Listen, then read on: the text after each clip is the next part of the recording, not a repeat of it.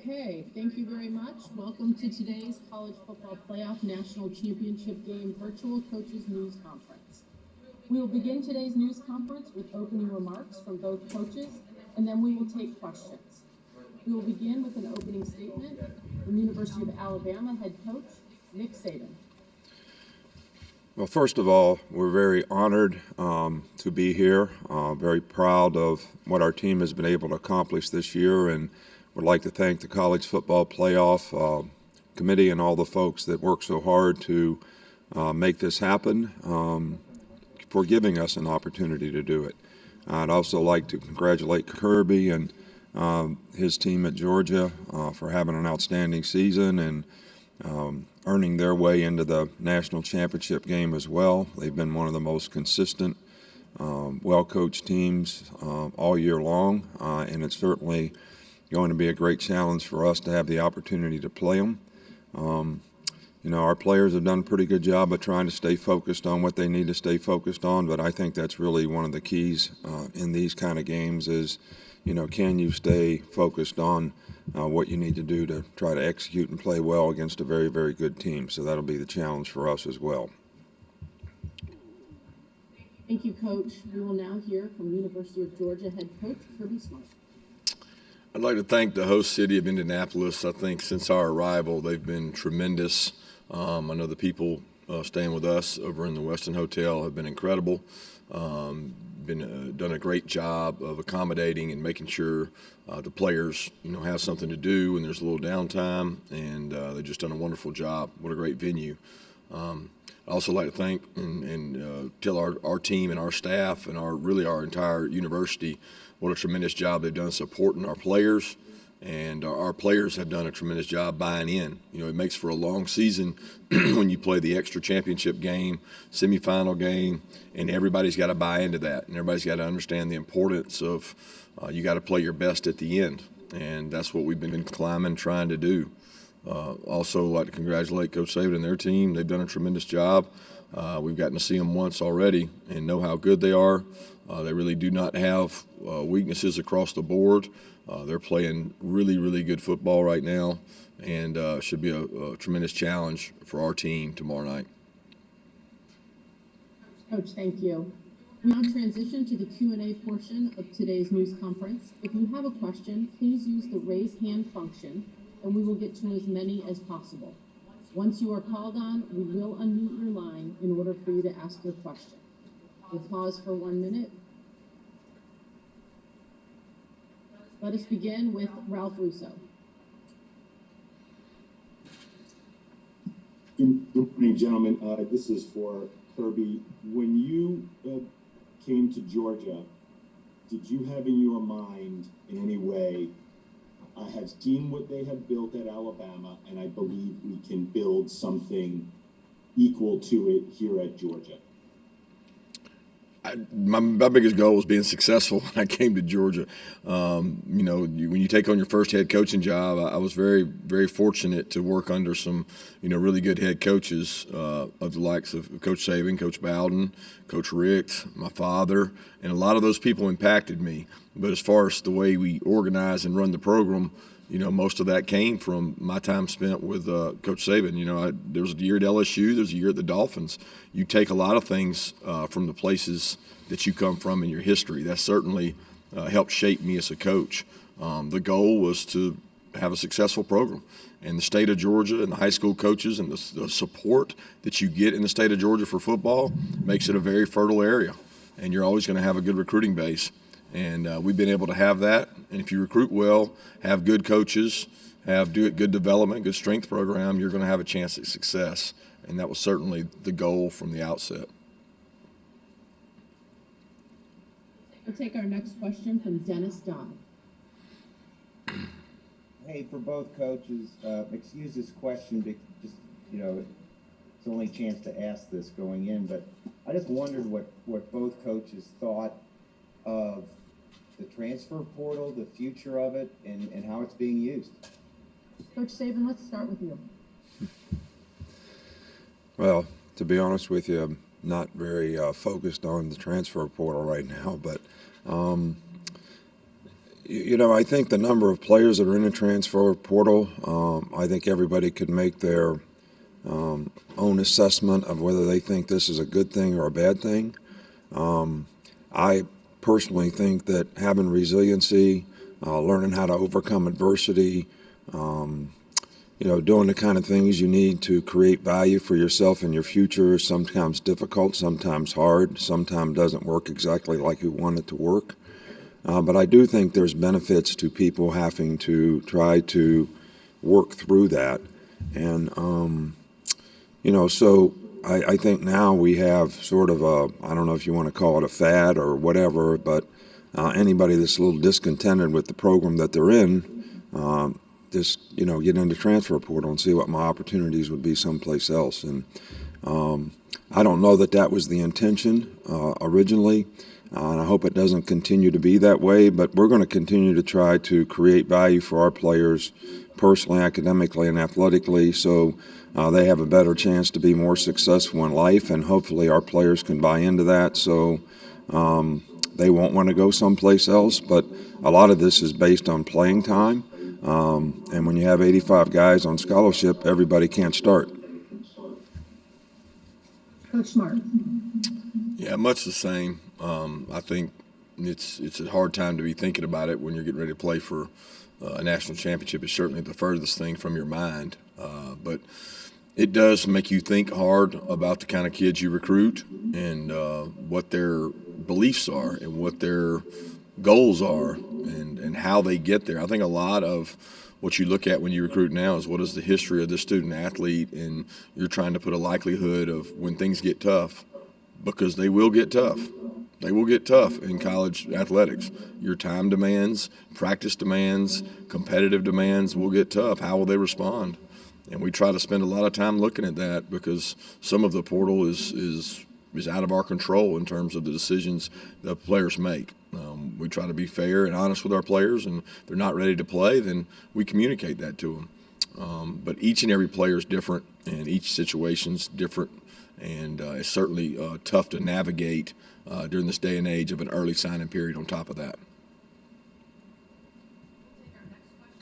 Take our next question from Bill Bender.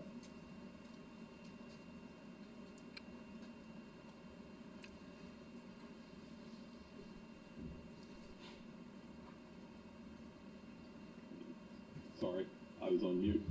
This question is for Coach Saban. You mentioned the focus of your team, and Bryce talked about that yesterday. I know the rematch and underdog angles have been talked about a lot. So how has your team used or blocked those angles out ahead of another championship game? Well, I don't, when you say those angles have been used a lot, used by whom? I think a lot of external people talk about things like that. I think internally, we talk a lot about what do you have to do technically in the game to be able to have success in terms of your ability to execute probably against the best player you played against all year. So that's how you got to prepare, and that's how you got to focus, and that's what you need to be concerned about because I think once the game starts, 5 minutes into the game, I don't know that anybody's thinking about all this stuff that you all talk about. So they're trying to win their box. They're trying to do what they can do to help their team, both sides of the ball. So we expect that, and that's what our players need to be focused on. We'll go next to Mark Weiser. Kirby, how do you think you've changed as a coach running your program from 2017 when you played Alabama for the national title to now in your sixth season as you have another shot tomorrow night? I don't know. I don't know how much I've changed. It's hard to take a snapshot. I don't remember much about 2017 anymore. It's amazing how fast these years go by and time goes by. I think that I've got a staff of great coaches, and I've got a organization that's full of good leaders, and trust in those people maybe more now than in 2017 when I felt like I needed to micromanage and be over top of everything. Probably now a little more comfortable delegating things out and trusting people to do their jobs and maybe impart a little bit of their personality into their parts of the organization and letting them grow within that organization, because a lot of the people in the organization aspire to go and do things, and I want them to be successful because they stopped at Georgia. So that's probably the biggest difference, but the core beliefs in the way we do things, they haven't changed much. We'll go next to Ryan Hennessy. This one's for Coach Saban. Coach, I asked your players yesterday as well. What is your definition of a successful season? I think my definition of a successful season would be that every player in the organization, every player on the team would actually maximize his full potential based on his competitive character, discipline, work ethic, ability to overcome adversity, resiliency to persevere and do things that are going to create value for him in his future. I would say that if every player in the organization could get to that point, that would be a successful season. Now, I know that I've always philosophically thought that's what college football was all about, helping players be more successful. We all get judged as coaches on how many games we win and lose. But I think if maybe everybody on your team has the right competitive character, attitude, discipline, whatever you want to talk about, that'll give you the best chance to maximize the team's chances to be successful. And so if the team reaches its full potential because every individual who made the team what it is did, then I think that's probably a successful year. And I don't know how that equates into wins and losses. As a reminder, if you have a question, please use the raised hand function. We'll take our next question from Naomi Gray.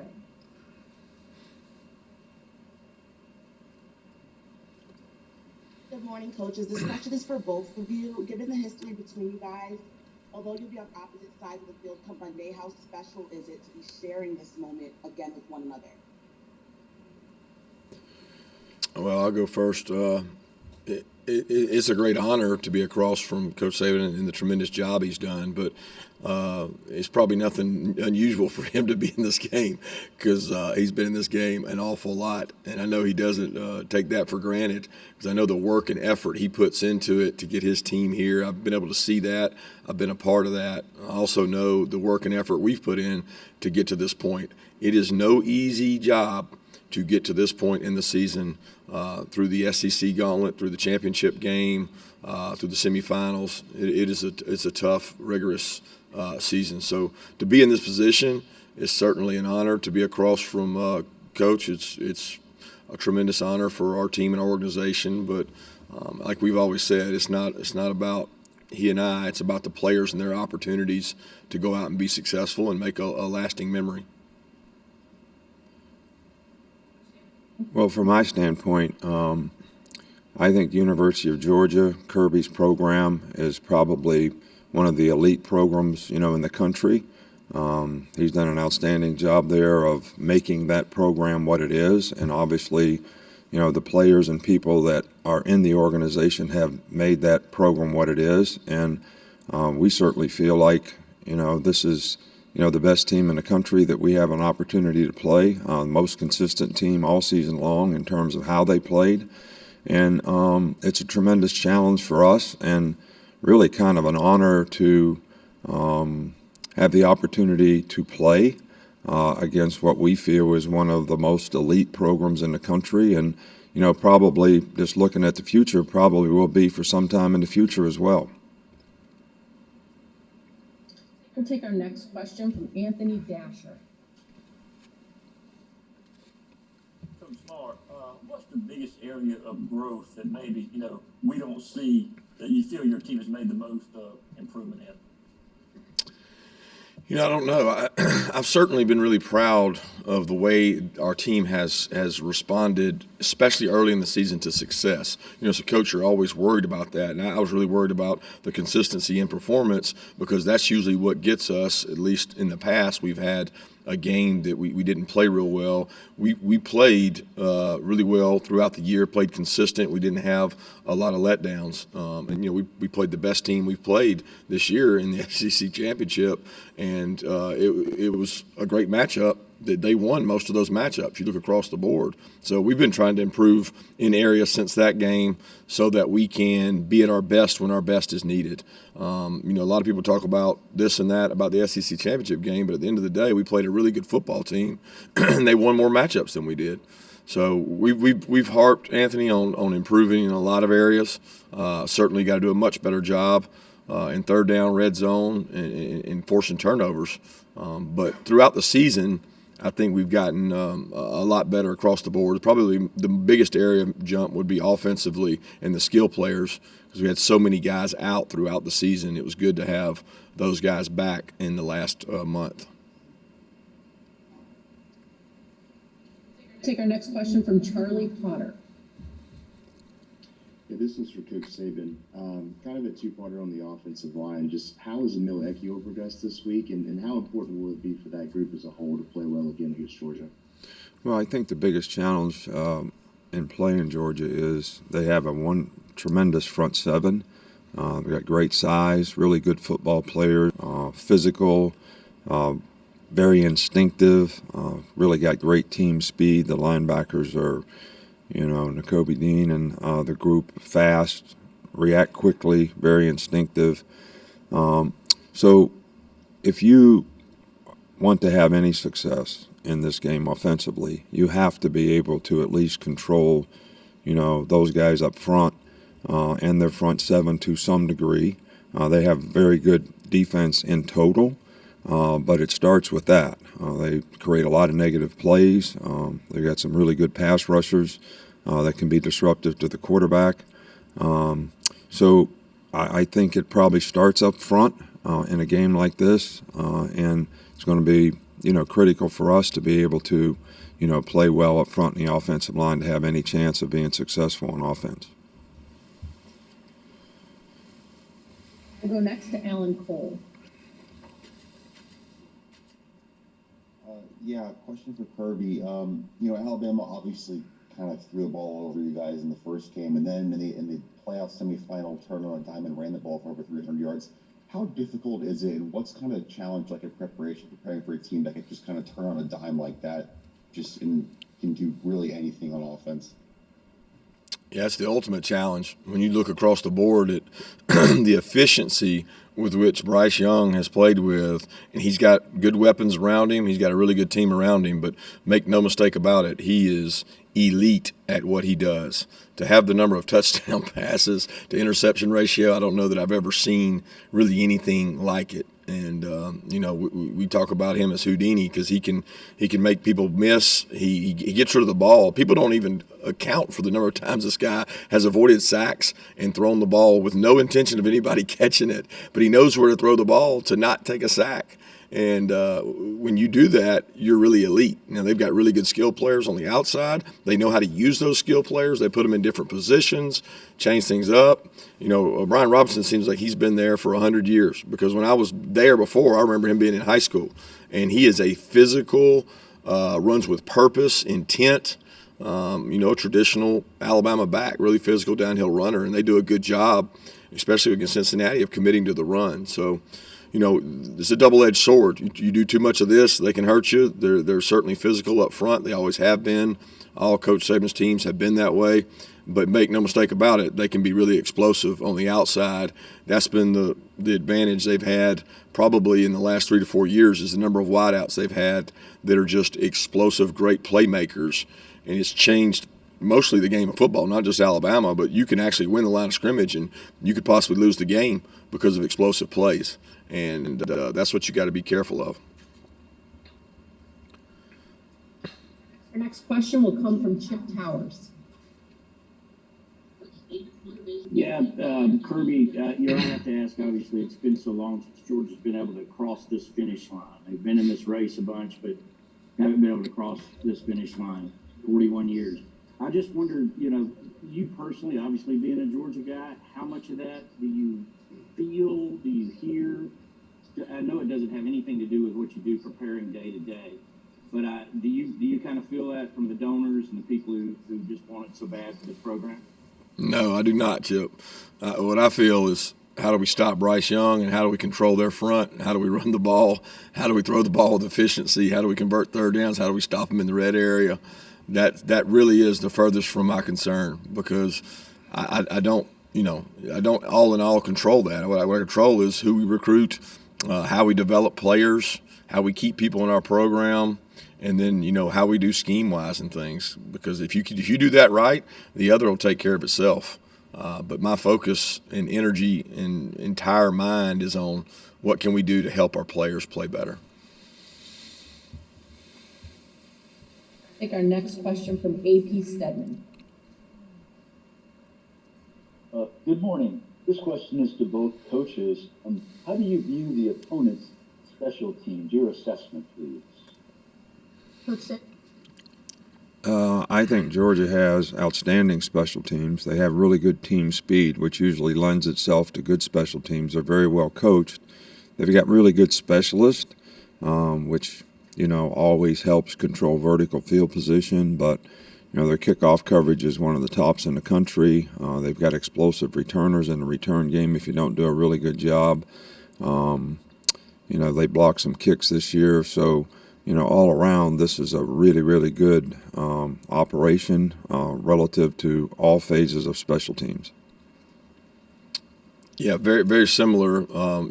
They recruited our kicker. We recruited their kicker. They're both really good kickers when it comes to that. And, I should say punter and Camarda, and we recruited their kids. So there's a lot of talent out there when you talked about the specialist. And I know the way Coach runs his program, when we run our special teams, when you look across the board and you turn it on, you see starters. You see Zamir White on punt block, and you see Jameson Williams on coverage. The commitment level that there is to putting your best players out there. And, their kickoff return unit has been one of the most elite in the country. Do a tremendous job, and that's the hidden yardage. When you go back and look over time, where can you make a play in special teams becomes really important. We'll go next to Zach Klein. Gentlemen, good morning, Kirby. I know you have high expectations for all your young men. I'm just curious who you think the one individual who developed the most, made the biggest growth from the Clemson game to today? It's a hard question to answer, Zach, because there's so many kids that have just grown up. It might not even be a guy that's in the limelight, because a lot of these young kids that come in, they grow up a lot over the course of a season. So I really can't just pick one guy to say this guy has grown the most, but I'm certainly proud of all the guys on our team. I'm really proud of the support they give each other, because of all the teams I've had, this one is probably the most connected in terms of an appreciation for what each other does across the board. Complementary football, they really embrace each other, offense, defense, and the special teams units. We'll go next to Mike Griffiths. Good morning. A question for both coaches. I guess it was a few years ago, Coach Saban kind of told us with some of the rule changes that free agency was coming, and now we see the portal with some unrestricted transfers. We see NIL money. How has that changed how you manage the football team, and is there still growth for both of these programs in that area as the ground shifts? Coach Saban. Well, name, image, and likeness is a positive thing for, players. They have an opportunity to earn money, which they've always had the opportunity to do. This gives them an opportunity to do it by using their name, image, and likeness, which I don't think is a bad thing. I think what is a little concerning is how is that used to get players to decide, where they go to school, because I don't think that was the intention. I don't think that would be the NCAA's intention. I think we probably need some kind of national legislation to sort of control that to some degree, because I think there'll be an imbalance relative to who can dominate college football if that's not regulated in some form or fashion. And, the more we get to, players making money and players actually having the opportunity to make money, which I'm not opposed to, maybe there's some circumstance where there has to be some kind of an agreement between both the school and the player as to what their commitment is to what they choose to do, because that is something, making commitments and fulfilling them, that is probably important to having a chance to be successful. Yeah, a lot of similarities.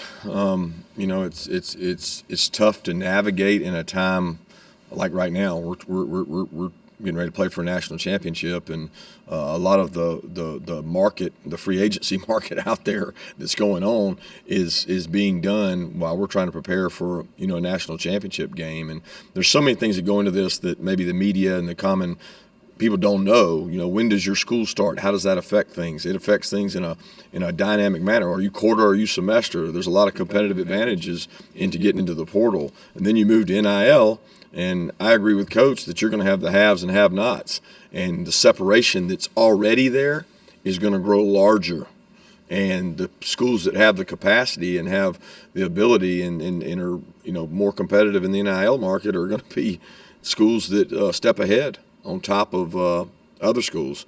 So I don't want decisions to be based on that, but ultimately a lot of young men want to make their decision based on that.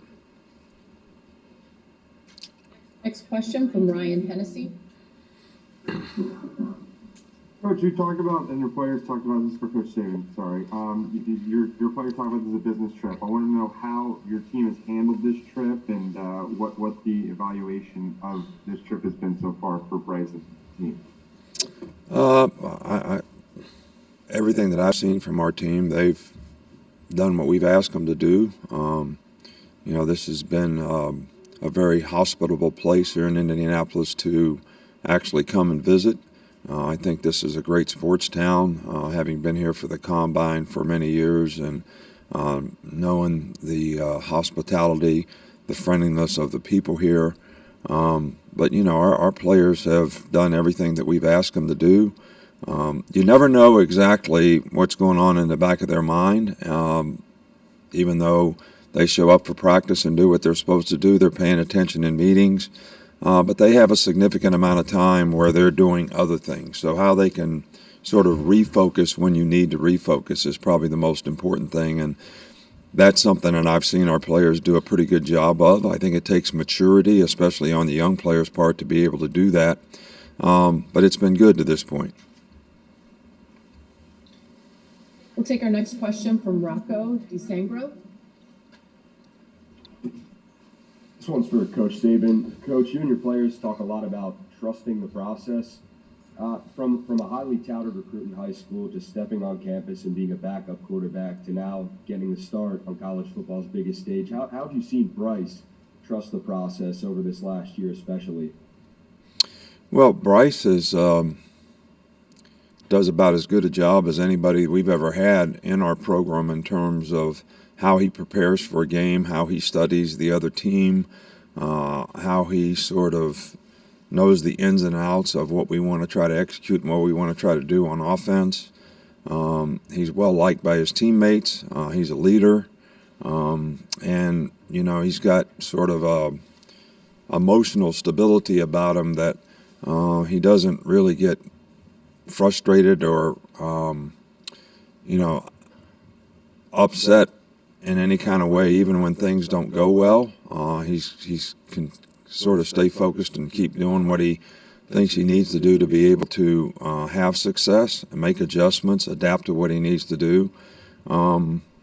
He's a very, very mature guy, way beyond his years in terms of how he views what he needs to do to be successful, and he's pretty committed to it and has a pretty single-minded purpose in trying to get it done, and I think it does impact and affect other players on the offensive side of the ball.